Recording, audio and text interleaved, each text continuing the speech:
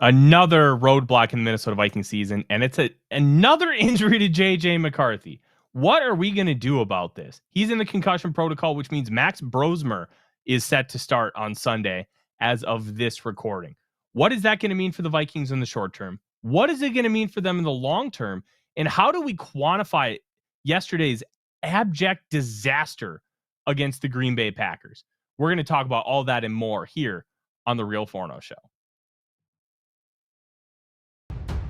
Ladies and gentlemen, welcome to The Real Forno Show, hosted by the one and only Tyler Forness.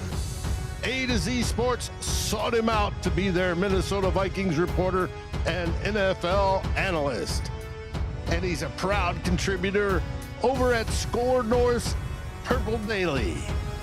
Tyler is also the captivating host of The Good, The Bad, and The Hungry on the Voices of Wrestling Podcast Network, and a founding member of Vikings First and SKOL.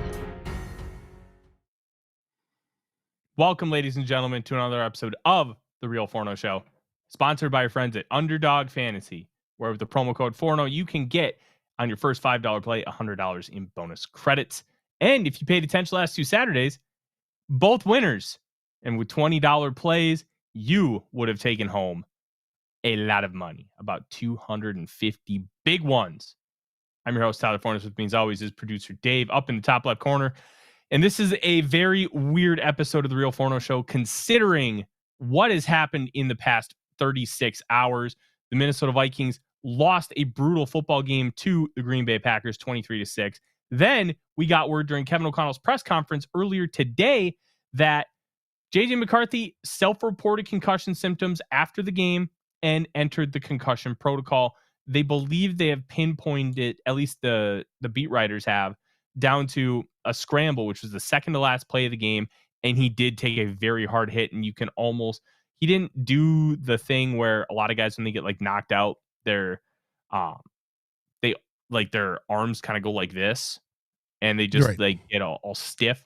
But he did look like he took a big hit, and it took him a minute to get up. So we hope it was down to two plays. It was either the scramble where he landed on the back of his head, or it was on one of his passes where he got blocked or was tackled in the back and slammed on his forehead. And I don't know which came first. It's like the chicken or the egg. Well, we could actually just go back and look at the play sequence, but we are live, so we're not going to do that. It was one of those. And either way, it's a very frustrating one. Concussion protocol does not mean that J.J. McCarthy is for sure going to miss Sunday's game against the Seattle Seahawks. However, I think it's a near certainty he misses Sunday's game against the Seattle Seahawks. Why? It very rarely in modern NFL does a player who suffers a concussion end up returning the same week they were in the protocol. So I would expect him to miss at least one game. We don't know how severe this is. Remember back in the day, I like to watch old football games sometimes while I'm working, and they'll talk about, oh, Steve Young suffered a mild concussion. He's questionable to return. And the reason Steve Young retired? Concussions. They treated concussions so much differently than they do now because there was a level of arrogance and a level of just unknown. It was a combination of the two. They could have tried to do more and they didn't, and then they got sued for it, and now they do everything they can. So because of that, it's a process to get out of concussion protocol. And with how this Vikings organization has normally handled things like this, I don't believe there has been one player who suffered a concussion and then returned the same week. I might be wrong on that. The only one I could think of might be Theo Jackson, but I don't remember. I'd have to go back and look through all my notes. I'd have to go back and look, but at the end of the day, McCarthy's probably going to lose or miss this game. And it creates quite a conundrum. And I just wrote about this, published the article right before we went live. This may be Kevin O'Connell's get out of jail free card, and for him to move on from McCarthy.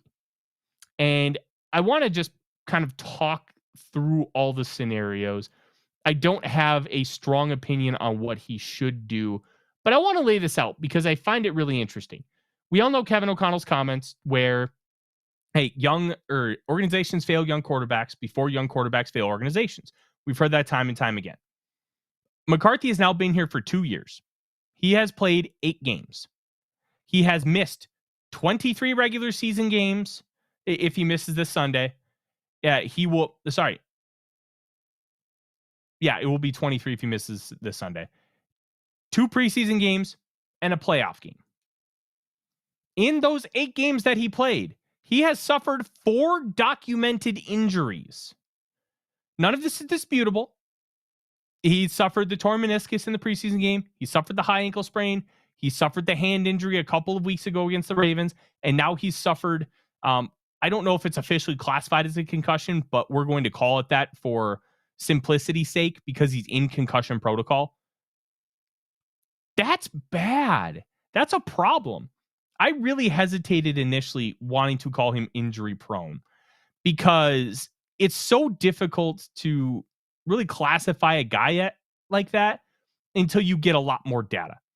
And I think we have enough data right now to really talk about the fact that I think he might be injury prone. And that's a label that maybe isn't necessarily fair, but we're talking 8 NFL games, including 2 of those preseason, 4 documented injuries, 2 of which he missed time already, and a third he's probably going to miss time.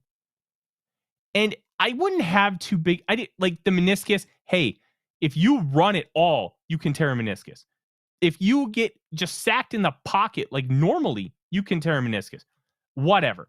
The high ankle sprain, he was running and he got hip drop tackled. It didn't get classified as one by the NFL. They didn't fine Caden Ellis for it, but it looked like a hip drop tackle to me. And then landed on his ankle. Mm-hmm. And then this concussion, remember, we're calling it that for simplicity's sake. He was not taking care of himself in the open field. He didn't really do a good job of taking care of himself when he got hip drop tackled. He could have done a better job, but that is a little nitpicky. But then when you talk about he's on the sideline and then he doesn't take care of himself again in a very similar situation, now you're talking about a trend. And a trend where he is not taking care of himself for the betterment of the organization. You take a look at Lamar Jackson. One of his best traits is he does not take hits. He's got this savvy ability to just kind of fall down and go down right in front of people right before he gets hit. It's incredible to watch. And when people talk about, oh, he's a running quarterback, you got to be really careful about those. The only thing you need to be careful about Lamar Jackson with is if he sprains an ankle, because he's so good at avoiding contact. And McCarthy does not have that right now. Will he ever get it? I cannot tell you that. That is something that you either learn with time or you just have. And there's a chance he never learns it with time. So when you look at all of these factors, and we're not even going to take the poor play aside, we're going to get to that. But I want to lay this out in a way that can be thought-provoking because I don't have an answer. Nobody does. Because how they really approach this, because right now we're talking about Kevin O'Connell and Kwesi Mensah's jobs on the line because this young quarterback is bad at football. They hitched their wagon to JJ McCarthy. Their jobs are on the line. They knew it. They've talked about it. Kevin O'Connell's also said that organizations fail the young quarterbacks before they fail the organization. But has the organization really failed JJ McCarthy? And I want you to marinate on that for a second, because I think that question is a major part to this entire discussion. I don't think the organization has failed JJ McCarthy. And let's look at the why. They did not pressure him or force him to take first team reps right away. They played it very calm, very calculated, and they elevated him when he earned it throughout the course of training camp. Then, once he got hurt, they made sure they did everything they could to keep him involved.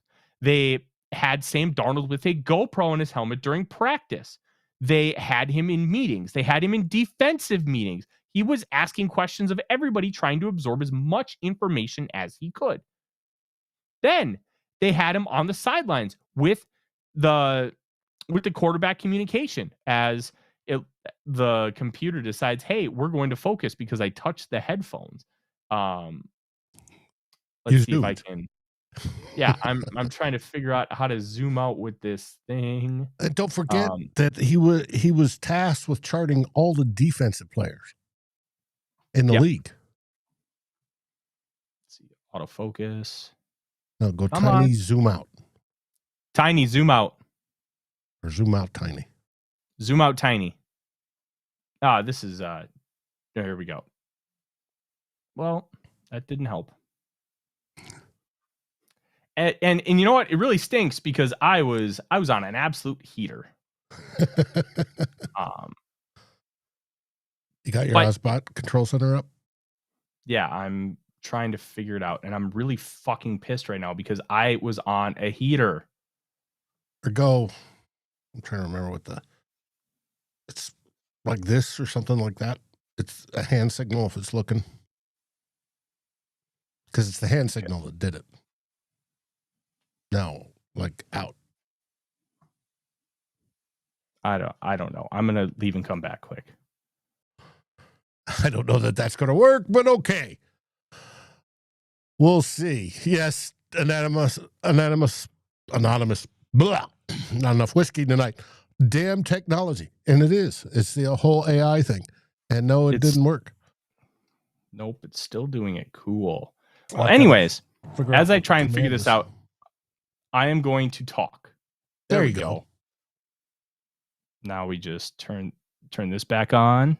Got your Busch Light t-shirt on. That's cool. Yes, I do. So I don't even remember what it was. God damn it. You're talking about all the things that the team has done. Mm-hmm. Yeah. Okay. Now I remember. Sorry about that. McCarthy. It's absolutely tremendous to have great technology, and then the technology fails you when you use it. So we're just going to say it was a user error. I'm the idiot. All the film he's watched with the 3D glasses. Mm-hmm. So they had McCarthy on the sidelines during the playoff game where he had the communication in his ear so he could hear everything. Then they spent the entire offseason building a roster around J.J. McCarthy that can essentially quarterback proof it. And we talked about it a lot on this show. They quarterback proofed everything for J.J. McCarthy. Why did they do that? Why did they quarterback proof it? Simple. They wanted to insulate him as much as humanly possible because playing quarterback in the NFL is hard. It's very hard.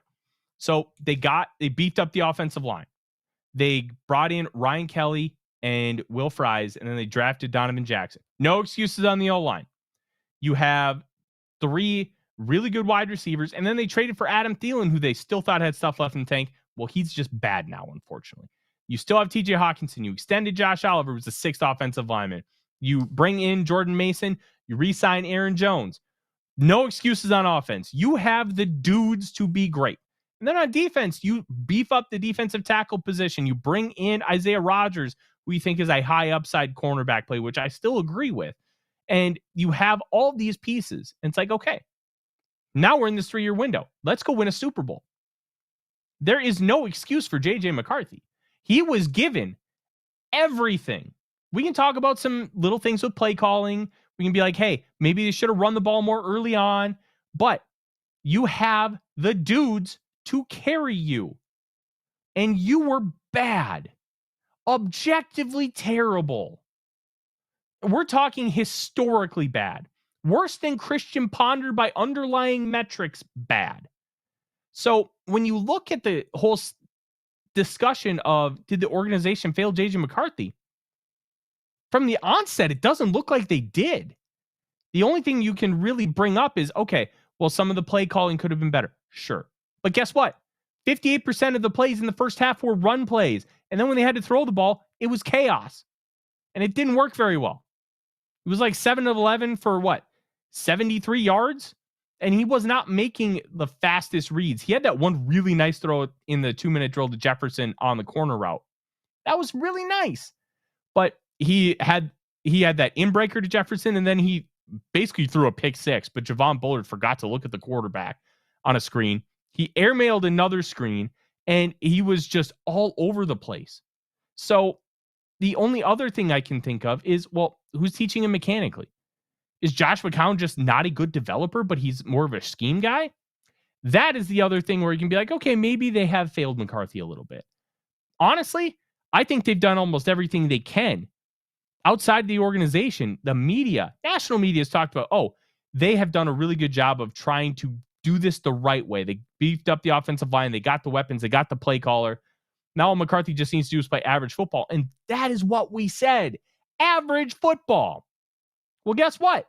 He ain't playing average football. He's playing shitty football. He's playing objectively terrible football. Better than only Jamarcus Russell in EPA per dropback kind of terrible football. So has the organization failed McCarthy? You can easily argue no. And I think that with the injuries and everything from McCarthy's standpoint and how they have given him everything, I think this might be where O'Connell's like, look, I gave him everything. He stinks. I got to move on. And this is a Josh Rosen scenario. Does that mean I completely buy that that's going to happen? I believe that's what should happen? No. But I'm saying that this is a real possibility that you have to take seriously now because of what the organization has said and what McCarthy has done so far in his short career. You can make arguments all you want. Oh, he's not a finished product. Other quarterbacks have been bad.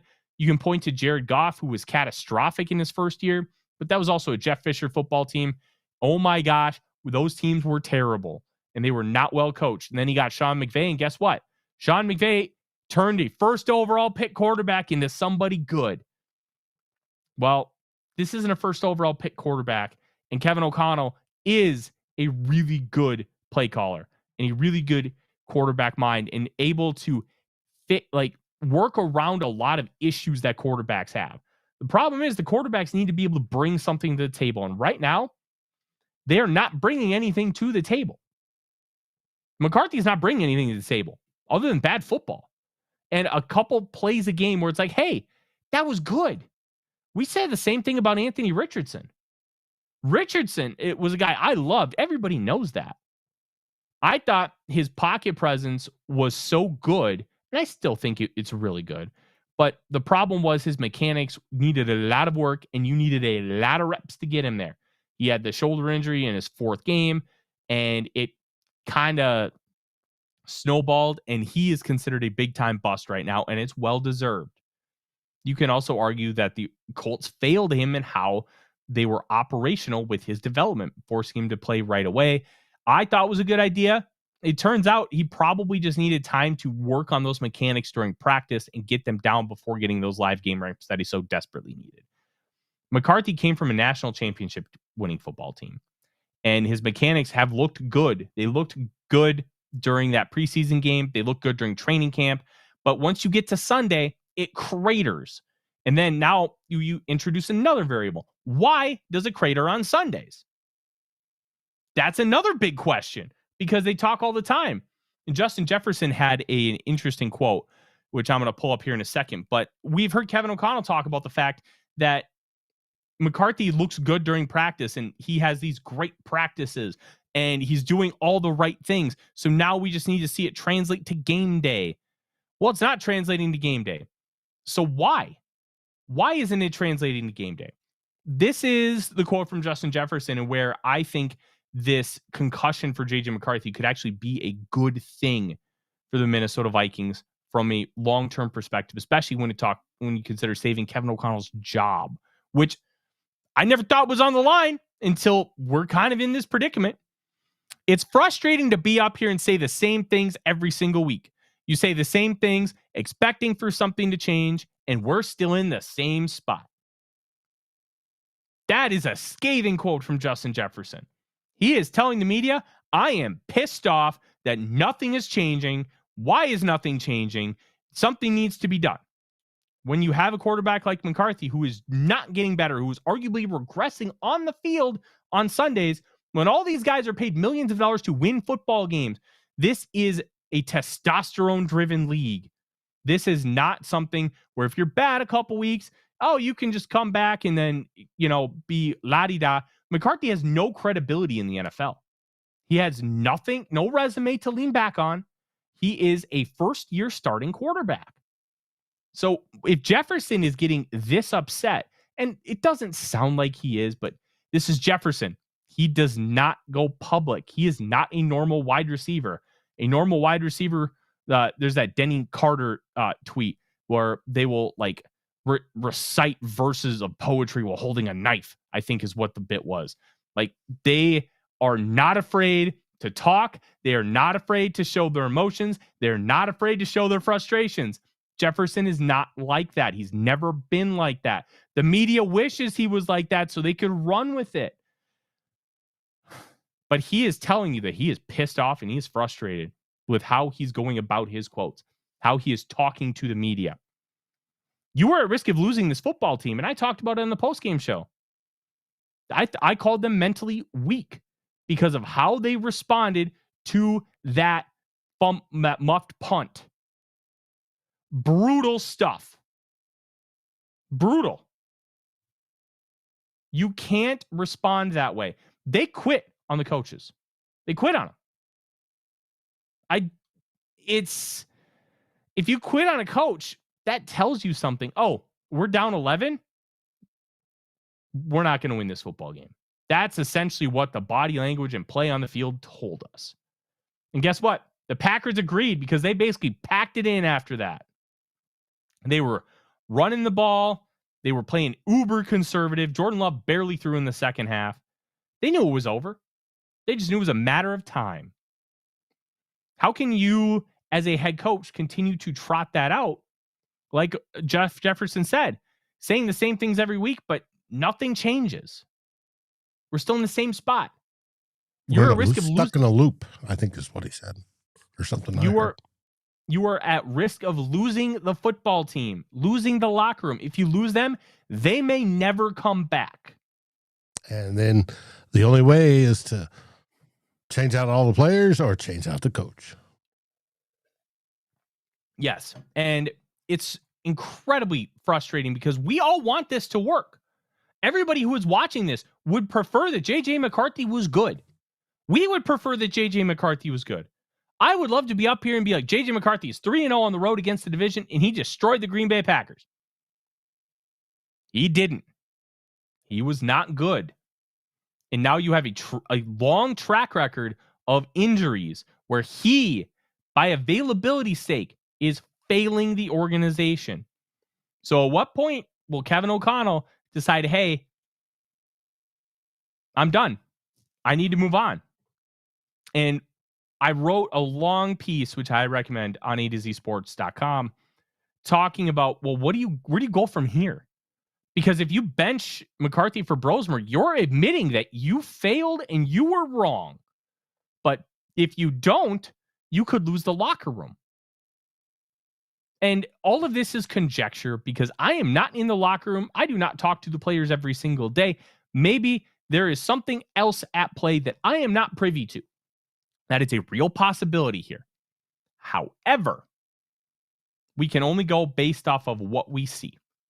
And I got to tell you, based off what we see, there needs to be a change of quarterback because McCarthy is playing catastrophic football. He needs reps, but you can't keep trotting that out and expect, 1, your fan base to be okay with it, 2, your coaches to be okay with it, and 3, your players to be okay with it. Not to mention the Wilfs as owners. When you play this bad of football, it is bad for business. The Wilfs have done everything to give Kevin O'Connell and Kwesi Adofo-Mensah everything they want. But guess what? You gotta pay it back, baby. And they have not done that. I gotta tell you, I don't know what they do, but this concussion could be exactly what Kevin O'Connell needs. And here's kind of what I mean by that. Now he gets to start Max Brosmer without having to bench J.J. McCarthy. There have been rumors. Albert Breer even talked about how they love J.J. McCarthy. Let me pull that up. I bookmarked it. The exact tweet from Albert Breer: Max Brosmer has performed well enough in practice for the coaches to want to get a look at him in a regular season setting. It may happen organically for the Vikings this week. And then we had the report, which I halfway buried it came from Alec Lewis a few weeks ago talking about tension in the building, because I don't really like reports that are super vague like that. But the only reason that Alec is reporting that is because he feels tension in the building and he believes that something else is at play. And either he knows what it is and can't say it, because you have to be careful when you're in that building every day what you report, or he feels it and he knows it's something, but he can't pinpoint it yet. So he's telling you everything he can. Maybe that tension is McCarthy versus Brosmer. And the fact that they want to play Brosmer, because guess what Brosmer can do, Dave? Guess what we talked about all through the preseason? He can run the offense. He can throw in tight windows with anticipation. He can go 1, 2, 3 dump off. He can run the basic principles of your offense. And O'Connell loves to pepper the middle of the field. He loves to pepper that intermediate 10 to 19 yard range. That is where Brosmer thrives. And guess what? He was one of the nation's best quarterbacks at third and medium last season. This is a, what do you call it? It's a surprise, but I'm trying to think of the metaphor. I got nothing. It's a kind of like a gift for them, because now they get what they want without having to do the thing that they couldn't. They couldn't bench McCarthy for him because of the message it would send. But now you just get to see him. And guess what? If he's good, then you have an excuse to play and be like, hey, McCarthy, just get really healthy. It's a concussion. We want you to just make sure you're 100%. But then if Brosmer has like 3 good games, how do you take him out? You don't at that point. Yeah. Has McCarthy had one good football game? No. Good. At all. He's had good quarters, but not good football game. And this isn't me hating, because I saw somebody in the comments earlier talking about how I think the quote was, Thor owes me a steak and a drink for my Drake May take. Look, I love Thor. I think he's a great guy. He was all in on McCarthy, and right now it doesn't look good, but that's also the nature of our business. So please be nice to him. He works hard just like I do. But I feel very vindicated about how we approached this whole season, Dave, and I'm very proud of the work we've done, because we were incredibly careful and measured when having the conversation, and we were willing to talk about the other options. We were willing to talk about how, hey, maybe we should keep Sam Darnold. We were talking about, hey, maybe he should be in a competition with Daniel Jones. We were talking about, hey, maybe this just doesn't work. Not everybody was willing to do those things, but we were. And I am so proud that we were willing to do that, because now we're in a situation where we don't need to run and try to cover our butts because of all the talk about JJ McCarthy only from a positive lens. He had work to do. I had a second round grade on him for a reason, a low second, because I was worried about some of the things that he had on his resume and the fact that he had a limited sample size. I wanted more data. A lot of the data you saw was good, but it was limited. And when you have a small sample size, it can be a problem. So I'm very proud of the work we've done with this whole thing. You, me, even that Canadian Darren Campbell. But we tried to take it from as objective as place as possible, and I don't think anybody else has done it from a better job in this kind of space, and I'm very proud of that, because now JJ McCarthy is staring down getting benched if Max Brosmer plays well, and that's a big if, because he's a UDFA. Let's not celebrate that all of a sudden Max Brosmer is just going to fix everything. We are Vikings fans. It can always get worse.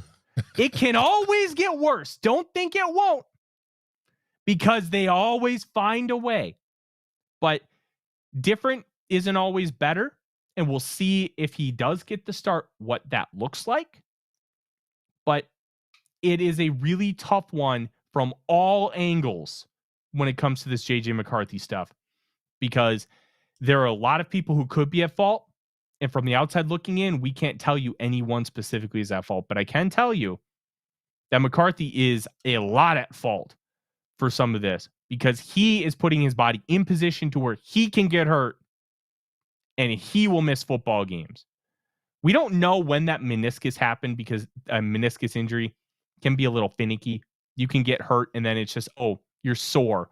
Teddy Bridgewater talked about how he believes he tore his ACL against the Chargers in that preseason game, but he thought he just had camp legs and he was just sore and he didn't bother reporting it.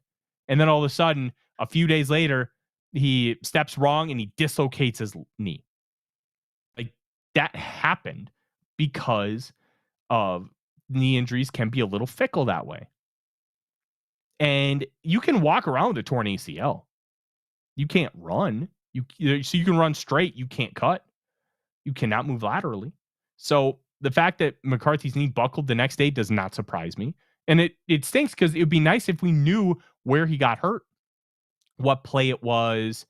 It could be like, hey, maybe he was putting himself in harm's way. We don't know that. No, when he tore his meniscus, they've identified the play that it did it. He was scrambling out of the pocket, I believe. Did they identify it? Because I don't remember that. Okay. But through forensics. But literally, you do not have to be running. All you got to do is twist wrong. Like when I tore mine, I was moving furniture. I always forget that you tore yours. And it was, twisted wrong. I heard a pop.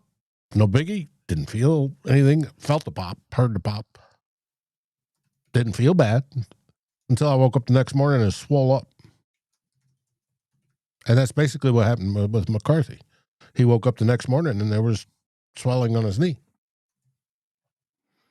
Yeah, the whole thing is frustrating. It sucks. We all hate it. But this is what the reality is. And to a point, we need to admit fault here because we wanted the young quarterback. We wanted the development path. We didn't want to be in quarterback purgatory with guys like Kirk Cousins. We're screaming for it. We, as in you and me, were screaming for it too. So you have to reap what you sow. We asked for this. We have to deal with it. And it's tough. It's tough on everybody because nobody wants to watch bad football. I got to watch my Florida Gators get shut out in the swamp for the first half, 31-0 against their biggest rival, Tennessee, and then lose 31-11. And followed up the next afternoon with, guess what? A 23-6 loss to the Green Bay Packers. It was not a fun weekend for me. But I can tell you this much. It can get better. It will get better. They will find a quarterback. And hopefully it doesn't land them in quarterback purgatory. Will that quarterback be JJ McCarthy? I have severe doubts that it's ever going to be McCarthy. But I'm always going to keep that door open because sometimes quarterback development just takes longer. And I think that one thing that they should try, if McCarthy does come back next year, which, 99% chance says he does, McCarthy needs somebody new in the building to help him. I wonder if Josh McCown is that guy because he was there for Bryce Young's rookie season and Bryce Young was bad. Now Bryce Young looks like a good quarterback again. He looks like the guy that, hey, this is why we drafted him first overall. Maybe McCown just isn't the guy to help take him to another level. And getting a quarterback developer could be a really smart play for the Minnesota Vikings. I don't know. I don't know what they do.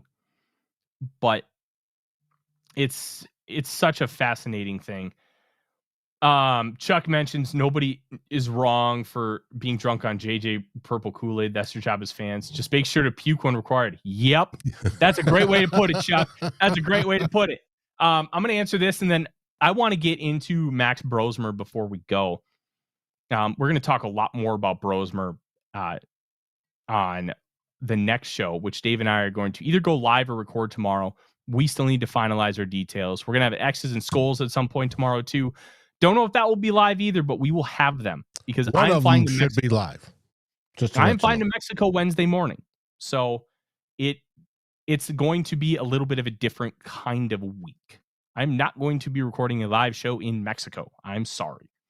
That also means there will be no Real Forno show on Monday, next Monday either. That will be delayed. Hopefully we can just do it on Tuesday. Dave and I will have that conversation. But I'm going to try and be on the post-game If not, show. we'll have something special on Tuesday. Yep. I'll try and make the post-game show. I will be drunk. I will have a Tecate in my hand, and I will look tan because I will be on a beach in Mexico. So it may take you a little bit longer to get tan. You may look red from sunburn. Yeah, probably. But let's talk about Brosmer. And then a couple of we'll take some questions at the end because I know a lot of you guys. Somebody asked about me having Drew Aller in my mock draft. Dave, if you could go to my Twitter, I posted a mock draft. If you could grab that and we can throw it up on the screen at the end and talk about it. Well, thank Jeff for the super chat. Oh, thank you. Oh, Jeff, I want to say thank you so much for joining and listening and watching us. I greatly appreciate it, and I have a lot of respect for anybody who wants to give us an opportunity. I will never become a Georgia Bulldogs fan. No. Champ Bailey's still one of my favorite college football players ever, if that makes you feel better. I have seen more DJ Shockley football than any non-Georgia fan ever. I can tell you that much. Let's talk about Brosmer. As Jason says, if Brosmer goes through 350 and 3 touchdowns, you better go live from Mexico. I'll be on the post-game show for some period of time. It all depends on logistics because I don't know how good the internet's going to be for that because it's going to be resort internet. Plus, I'm going to be with my wife, and I have to be very respectful of her time because we are trying to vacation together. But I'll be on for some length of time. Maybe just be 5 minutes, maybe a half hour. We don't know yet. So Brosmer's an interesting one. And I really thought he should have been drafted. And I thought being drafted made a lot of sense for him because of what he was able to do. And I thought in Minnesota's system, it made a lot of sense. Why? He basically does everything Kevin O'Connell wants. He plays on time, and he's very accurate throwing over the middle of the field. Sounds pretty great. He does have some bad tendencies. He'll think he can make a throw, which he can, and then he'll throw it a little behind. It can be picked because he does some of those, like that Sam Bradford throw to Adam Thielen against the Saints on the Monday Night Football game, where you can only put it in one spot. And he put it in that one spot, and it was beautiful. Brosmer likes to make that throw, and he can make that throw. But when you miss, it can be catastrophic. So he does that. He's sometimes not always confident in some of his decision-making throwing outside the hash. He will throw into coverage, and he is not a perfect prospect. He does not have an elite level arm. He does not have elite like fundamentals, but he is really good at playing in structure, playing on time, and throwing over the middle of the field. 3 things that you need to do in a Kevin O'Connell offense. So by having him, we're going to talk just in theory with him because we don't know that he can do it. We think, we believe, we don't know. And that is the angle I'm approaching this from. Because I want to be very clear that this is all an idea. If you can just get him to play on time, and play in structure, and play in rhythm, and just do the bare minimum, even if your EPA per play is like negative 0.2, just play within yourself. The Vikings can play well enough to be competitive against the Seattle Seahawks, who are one of the best football teams in the world right now. They are. They got a great defense. Mm-hmm. Their offensive line's clicking. We all know Sam Darnold is, I think he's 72%, completing 72% of his passes or some ungodly number. And they are mostly deep. It's just Smith and Jigba is going to set a record. They're good. And it's in Seattle. Yeah, it's going to be tough to see Darnold in that offense because he's really good. Plus, they are a high efficiency passing offense. They're very explosive. When they throw the ball, they take you out. They get guys wide open, or Darnold throws them open, and they hit explosives. They are not the kind of passing offense. Like we're so used to the air raid, where the air raid, they'll be able to throw a dink and dunk here, throw it short over here. No, they're throwing deep crossers. They're throwing goes. They're throwing wheels and rails. They are throwing posts. They're going at you, and they are trying to get you over the top. Now, they're not immune or against throwing short, but the way Clint Kubiak has designed this offense, they don't throw short a lot. They throw deep, and it works. So the Vikings are going to have a lot of really difficult different elements on their hands with this offense. Now, they really stink at running the football, which is very interesting because theoretically they'd be good at running the football, right? Because it's a Clint Kubiak offense. The scheme is really nice, but they just haven't been able to block it well. Kenneth Walker III, I don't think he's going to stay there because he is not great. He's more of a gap runner. He can do the zone stuff, but he does not feel the holes opening up very well, and he does not burst through them either.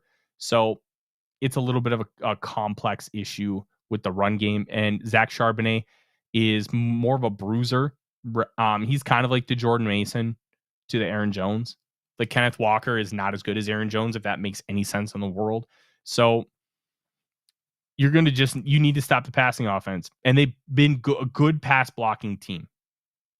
So how are you going to confuse Sam Darnold when he faced that defense day in and day out in practice and training camp? How are you going to throw different things at him with the simulated pressures? If you have Jonathan Grenard back, that's going to be a huge boost. Dallas Turner has been very good the last 2 weeks. You guys know Dallas Turner has been pretty solid all year because you come here, and we're grateful for that. Make sure you like, subscribe, and ring the bell. Turner's been a very solid player, and he's getting better and better. He's got a 15% pressure rate now, by the way. He has, I think it's 18 pressures. Sorry, it's 27 pressures on 150 or 180 pass rush reps. Something like that. I can't remember the exact numbers. I think it's 27 out of 180, which is 15%. He's been good. Now the Vikings need to have him elevate to another level. They need Jonathan Grenard to come back, which sounds like he was pretty close to playing against the Packers. He wouldn't have made a huge difference against the Packers, but he would have made a difference. And finding a way to stifle Sam Darnold is going to be huge. And Jackson Smith-Njigba is on pace right now to have 2,000 receiving yards. Yeah. He's got over 1,300 in 11 games. That's a very impressive feat. So the Vikings are going to have a really difficult task on their hand with Darnold. And if Brosmer just plays capable football, average quarterback, then the Vikings have a chance. If he doesn't, they're going to get their butts whipped. Because I don't think you're going to be able to stop this offense consistently, especially because they forced 9 turnovers in 11 games. Man, I knew that the turnover regression would come, but I thought they'd go from like 33 to 25, where it'd be like 1.5 a game, which is that's still a good number, but none of the bounces have went their way. And Kevin O'Connell even talked about it a couple weeks ago. Be like, hey, we just got to keep doing the right things. The bounces will come eventually. They always do. Hockey's the same way. Puck luck is a real thing. So Brosmer, as we get more clarification, I will be writing about it while I'm in Mexico. Not a full-fledged vacation for me, but that's what happens when you take a vacation during football season. But you've got to spend time with your wife. Oh, I am. When we booked it, we knew I'd have to do some work stuff. So I'm going to wake up, do a piece, when we're getting ready for dinner, do a piece. Before we go to bed, do a piece. That leaves a lot of time for the beach. And I'm not a huge beach guy. She's a huge beach person, but I like being at the swim up bar at the pool. That is my vibe. Just hang out, chill. I got a fresh new pair of Oakleys. So we are rocking, ready to go. But I want to open it up to questions in the chat. But while you guys get those questions in the chat, Dave, I want you, because we had a question about this earlier, I want you to throw it up on the screen because I know you've got it locked and loaded. I did a mock draft this morning, and I'm going to write it up, and I'm going to share for A to Z Sports kind of my extended thoughts. But it's getting to that point. So here's the tough part with PFF. So you're going to notice when Dave gets this formatted for the screen that I made a couple lopsided trades And those lopsided trades are intentional. Why did I make those lopsided trades? Because the picks and the PFF simulator do not accurately reflect what picks the Vikings have. So that is why those trades are there. But I took a cornerback, Jermon McCoy. He has not played this year. He tore his ACL in November of 2024, but he is arguably the best cover corner in all of college football, even though he hasn't played. But he will be able to do full testing and drills and all that stuff. So I'm not super worried about the injury factor because he'll be 2 years removed from it when he starts practicing in the NFL. CJ Allen, I think, is one of the better linebackers in this class from a pure perspective. He can do the coverage thing. He's really good at going forward and tackling in open space. Emmanuel McNeil Warren from Toledo. He's a safety you probably never heard of, but he's very good. I highly recommend go check out Devin Jackson's piece on wideleft.football, Arif Hassan's Substack. He wrote about how they've kind of become a safety factory. Remember, Quinyon Mitchell also came from Toledo. Chase Besantis. Look, this isn't a good center class. I'm just going to be real with you. But what could they use?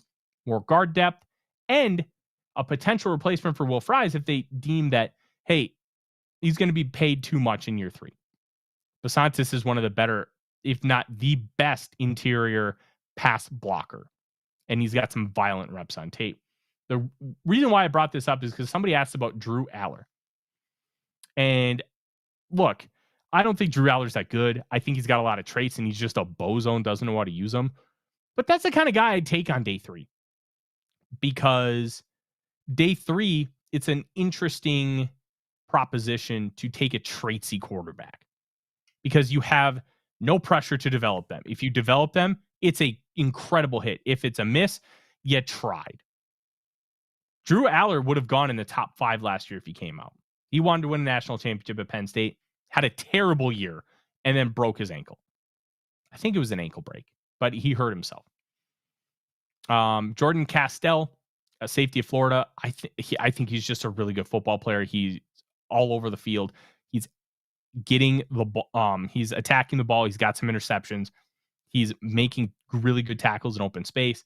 Tight end John Michael Gillenborg from Wyoming, really good, well-balanced football player. Good receiver out of the. He can play in line. I don't think tight end is this big need. I know TJ Hawkinson, a lot of people have really turned on him. I haven't. It's more of a usage thing because of necessity rather than TJ Hawkinson can't do it anymore. But if they got rid of him, I would understand it, but it creates a massive hole. And if they do get rid of him, you better have a way to fill it. So that's a complicated one. Patrick Payton from LSU, super traitsy edge rusher. Just see if you can bring him in and develop him. If you can't, you took a shot at a super traitsy edge rusher with, he's like 6'5", 265. And, oh, buddy, there's a lot of talent there. And then Noah Whittington, running back from Oregon. Good football player, kind of small. He's like 5'8.5", 203 pounds. But he's not a small 203 pounds. He's built.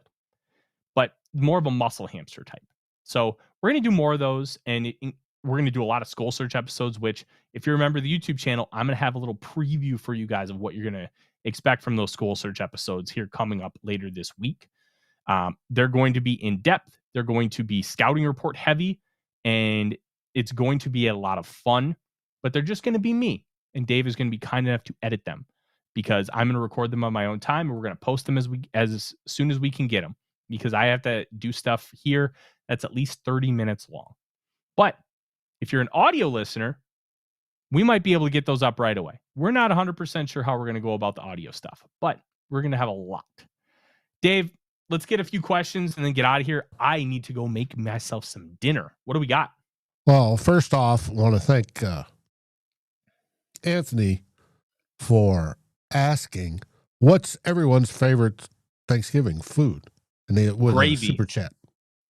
Gravy. Gravy. It's all right. no, not. How do you make your gravy? I don't. It's always my aunt that does it. But you take all the drippings from the turkey, right? And then you make a roux, and then you kind of try and thicken it up. I prefer to use milk over cream because it doesn't upset my wife's stomach. And then you just try and get in. You just simmer it and try and get it as thick as humanly possible.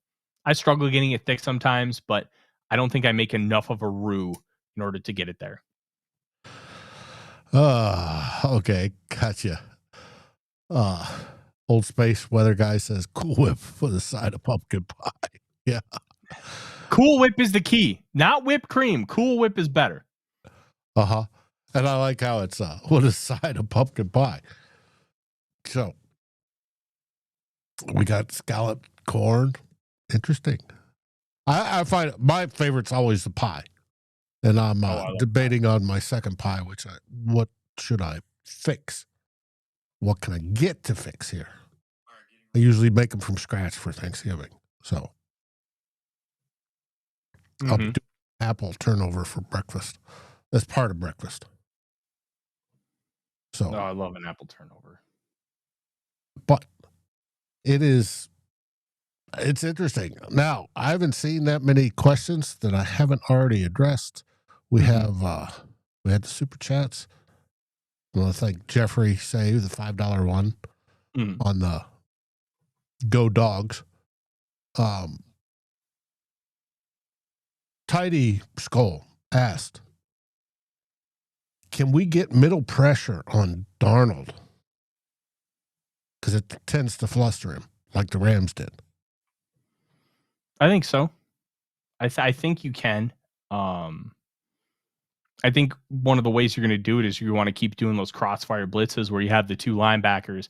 One attacks the center and the other loops right behind it and fills the A gap. Eric Wilson, Blake Cashman are great at that all year. It's something that you can do with Ivan Pace in there too.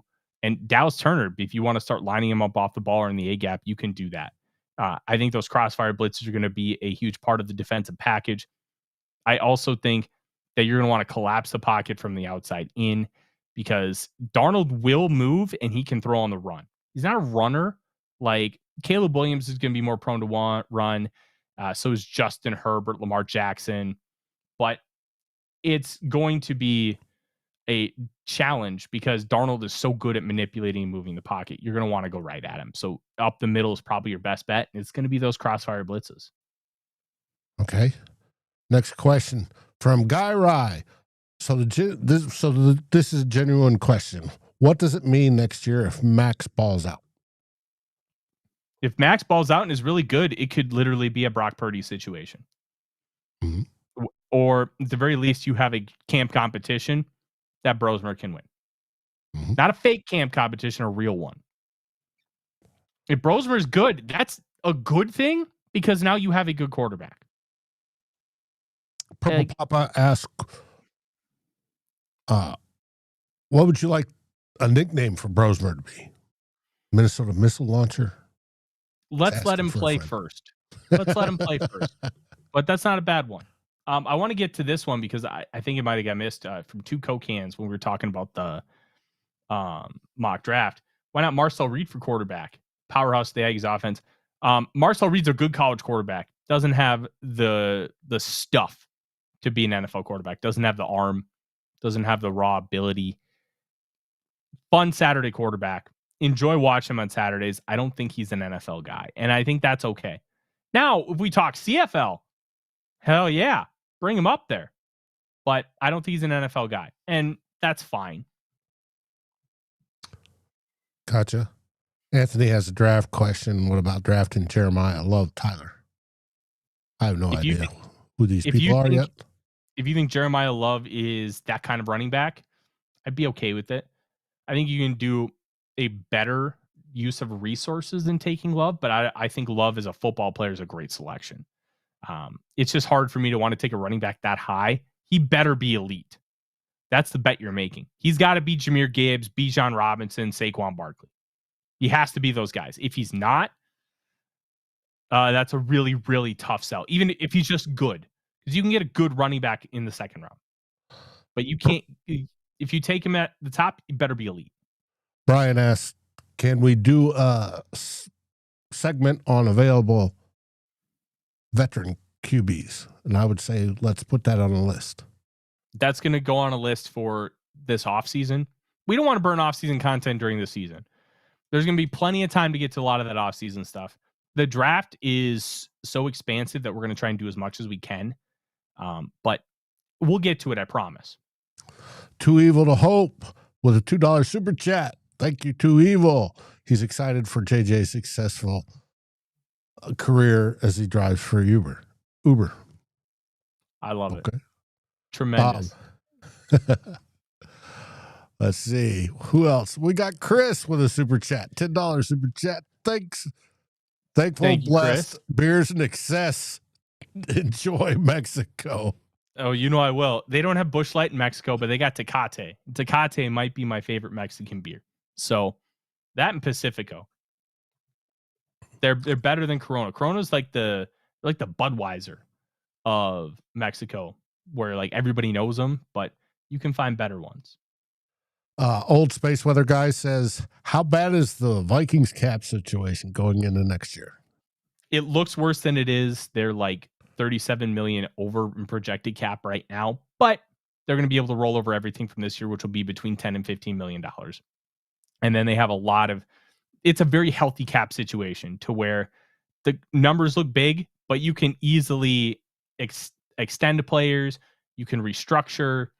They don't have a lot of dead cap on their books that they have to deal with. So you can do a lot of different things because of that. Now, Two Evil says, guys like a guy he likes is Fernando Mendoza. He's going to probably go first or second. So if everything fails this season and we end up 4-13. If you end up with a pick to get Mendoza, oh, I like that idea. I love Mendoza. But do you trust this administration to bring up Mendoza? Do we trust ourselves as fans, as reporters, to as a fan base, to go with that rookie that we screamed for this year, and it turned out to be a failure? Great question. I don't have a good answer for that. Probably not. Oh, let's do one more, and then I got to get out of here, Dave. Okay. Well, I just went through all the remarks that I see. Okay. But tomorrow night, we'll do one of the two live shows, either the Real Forno show for the Thursday Real Forno show, or we'll do X's and SKOLs, depending on which happens. Also look for a crossover with the Hawks.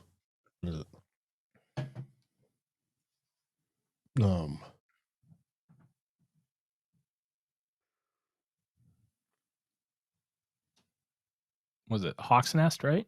Hawk's Nest, yeah. It's believes Hawks,